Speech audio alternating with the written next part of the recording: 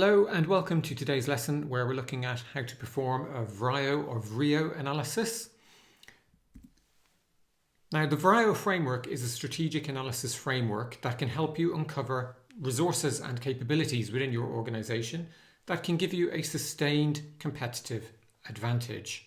Now many business leaders and organizations believe that the purpose of strategy development is to help them compete to be the best. But it really isn't. It's about finding ways to be unique, to be different from all your competitors. Now, if you want to set your strategy, you will need to begin by analysing the environment around you. And to do this, you examine the macro environment. So that's the big picture, what's happening in the world, including politically, socially, economically, and technologically. You need to look at the micro environment, and that's what's happening in your market. So that means analysing your competitors, your suppliers, and your customers, for example. And you also need to look at the internal environment, and that consists of your employees, your assets, your technology systems, and many other things besides. Now, VRIO analysis is one of the many strategy tools you can use to understand the internal environment. It enables you to analyse your internal resources and capabilities to uncover sources of sustained competitive advantage. Now, VRIO is an acronym standing for Valuable, Rare, Inimitable, and Organised. And the framework provides a way to analyse your resources and your capabilities to uncover a sustained competitive advantage. Now, what the VRIO framework says is that in order to have a sustained competitive advantage, one of your resources must be valuable, rare, inimitable, and organised. It must be all four of those things. Now, examining resources and capabilities in this way is often referred to as a resource-based view, and resource-based views work on the premise that resources and capabilities are fundamental to superior performance for a firm.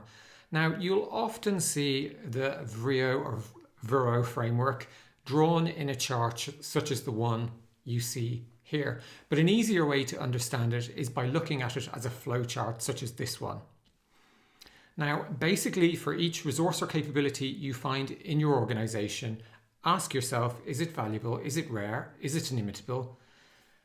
And are we organized around it? In that order, you proceed through the questions one at a time and at any time, if your answer is no, then you stop your analysis for that resource or capability and move on to the next one. So let's look at the four questions in turn. So firstly, valuable. So is the resource or the capability valuable to your firm? Does the resource allow your organization to take advantage of opportunities or defend against threats? Now, if you answer yes, then the resource is valuable, obviously, and it's a strength of your organization. If you answer no, then the resource isn't valuable, and you need to examine other resources and capabilities to try and find some value. Now, if you can't find any valuable resources, then you're at a competitive disadvantage. Now, an example of a valuable resource might be something like your R&D team. They allow you to be constantly innovative so you don't fall behind your competition. So the next question is it rare? Is it difficult for your competitors to acquire? Is it likely to remain challenging for your competitors to acquire in the future? So if you answer yes to this question, then you have a rare capability.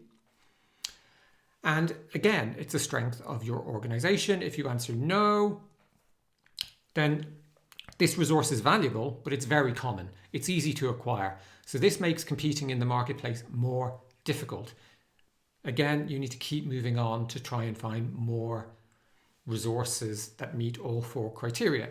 Now, if you can only find assets that are valuable but not rare, then you're at what is called competitive parity. You'll find it difficult to sustain being ahead of your competition. Now, as an example of a rare resource, think about Google. They have the most used search engine in the world. And that scale is rare and difficult for competitors to beat. So the next question is it inimitable? So is the resource or capability difficult or expensive for other firms to imitate? So if it is, then your resource is rare, valuable, and difficult to imitate. And again, it's a strength of your organization. If it's not, then yes, your resource is valuable and it's rare, but it would be quite easy for another firm to copy. So again, you need to go back and keep looking to try and find more resources that meet all the criteria. Now, if you look at all your resources and capabilities and you can only find resources that are at best valuable, rare, but are actually easy to imitate, then according to the VRIO analysis framework, your business is at a temporary competitive advantage. And as an example of an inimitable resource, think about Coca-Cola. So the Coca-Cola recipe is secret and thus, pretty much impossible to imitate. Even if a competitor created a cola that tasted exactly the same or even better, they still couldn't say they were using the Coca-Cola recipe. And the final question is, are you organized? Do you exploit the resource or capability? So is your organization set up in terms of, its organization structure, the values it measures, how it awards bonuses, etc., to exploit this resource? So finally, if you answer yes, then you've identified a source of sustained competitive advantage.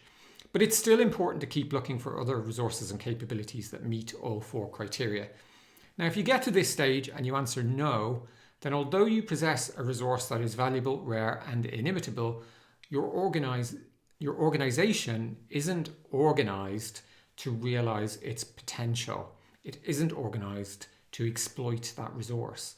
Now, if you find yourself in this situation, that's a good thing, and you have what is referred to as an unused competitive advantage. You have this competitive advantage, but you're just not making the most of it.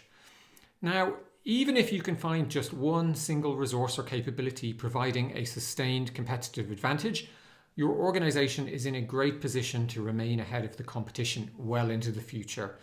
So again, if we look at Coca-Cola, their secret recipe provides sustained competitive advantage, and the company is organized to take advantage of it. The recipe is a closely guarded secret, and the company advertises around the fact that they have their own unique and secret recipe. So let's take a look at an example. Let's look at Nike. So as you can see, Nike has 2 resources or capability that provide it with long-term competitive advantage: innovative products and associated patents, as well as the Nike brand itself. Now, these 2 resources are valuable as Nike can use them to drive revenue directly. They're also rare. For example, you can't really copy Nike's patents. They're costly to imitate. So for example, it would cost billions of dollars in advertising over many, many years for a new competing brand to build up the same brand recognition as Nike has. The organization is also structured around these capabilities so as it can continue to be a source of competitive advantage long into the future. Now, in the VRIO example for Nike, you can also see that Nike's relationship with athletes doesn't provide a sustained competitive advantage. Well, why not? Well, one reason is that a competitor could outflank Nike in this regard by more aggressively signing up young and promising athletes. Now, understand that Nike's relationship with athletes is still a definite advantage to the firm, but it just isn't a source of long-term sustained competitive advantage. Now, finally, note that in the row for relationship with athletes, the answer going from left to right is yes, yes, no, yes. And the important thing to note here is that as you read the row from left to right, as we showed in the flow diagram, as soon as you reach the first no, this is where you stop your analysis for that resource or capability.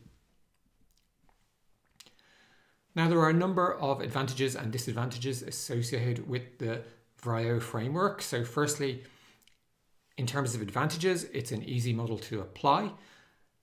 It can help a firm to identify unused competitive advantages that you can then transform into a sustained competitive advantage by organizing yourself around. There are also some disadvantages. So it's very difficult to apply for smaller firms and startups, as they might not yet have enough resources or capabilities to be able to identify any sustained competitive advantage. Also, the world in which firms operate is changing all the time.